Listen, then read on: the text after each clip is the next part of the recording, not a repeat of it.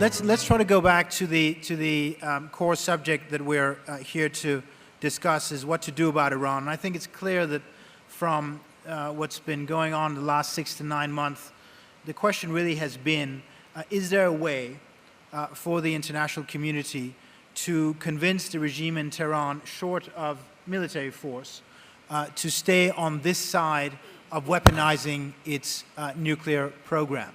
Well, that is at least one definition of what the broader international aim is.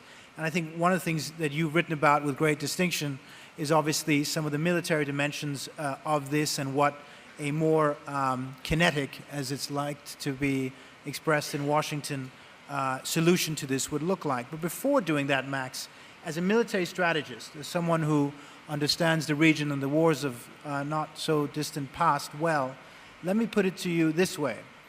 If you were sitting in Tehran now, and you had seen the aftermath of the events in Iraq and Afghanistan, the fall of Gaddafi, and the resilience of the North Korean regime, and you were surrounded by a range of nuclear powers, and both near and far, and with an increasingly hostile Arab world, as hostile as Israel is in lots of ways, and mutual hostility certainly is the case, would you not want a nuclear deterrent? Well, I mean, I'm not sure I'm the best person to be the spokesman for the Ayatollahs here. I mean, you can certainly make the case that they see threats to their government and their revolution that they want to safeguard with nuclear weapons, but I think you can also credibly make the case that what they seek is to export the revolution and to exert Iranian national dominance across the region. They see nuclear weapons as being a way to achieve that goal as well. And clearly they're getting mixed signals, I think, from recent events.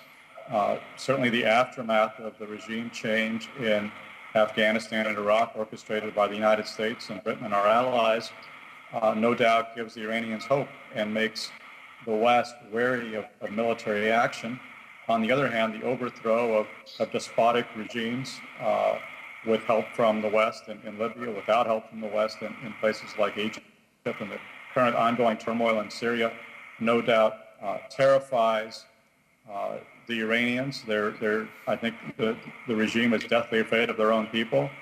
They're afraid of a repeat of the Green Revolution of 2009 on a much larger scale, one that could actually topple them, just as they toppled the previous regime of the Shah in 1979.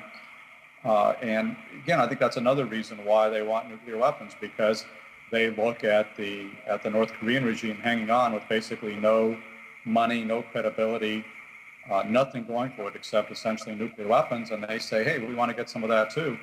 This is going to be the way that we can stave off various threats, whether from our own people or from the Americans or from the Saudis or whoever. And so I think it's almost overdetermined that the Iranians want nuclear weapons, and there are a lot of reasons why they want them. And you know, I said I'm not a good spokesman for the Ayatollahs, but I can certainly see from their standpoint why they want them. And that's why I'm skeptical of whether sanctions will actually dissuade them from going nuclear. I don't think we have run the course in sanctions yet, and it's only now, and it's sort of scandalous that it's only now, after many years of concern about the Iranian nuclear program, that the West is finally putting into place the kind of tough sanctions that we should have had years ago.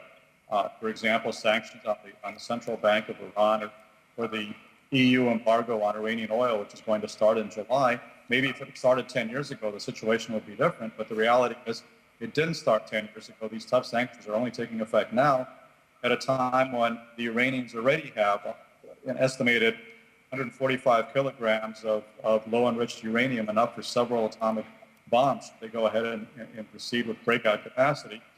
And so I'm skeptical that these sanctions will actually dissuade the Ayatollahs, who have spent so many years and have so many reasons for creating a nuclear program.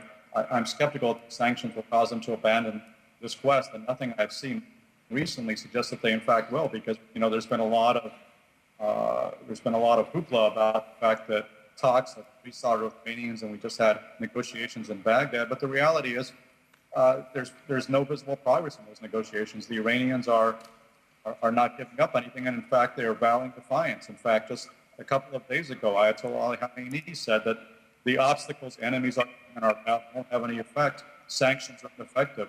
Sanctions can't stop the Iranian nation from moving forward.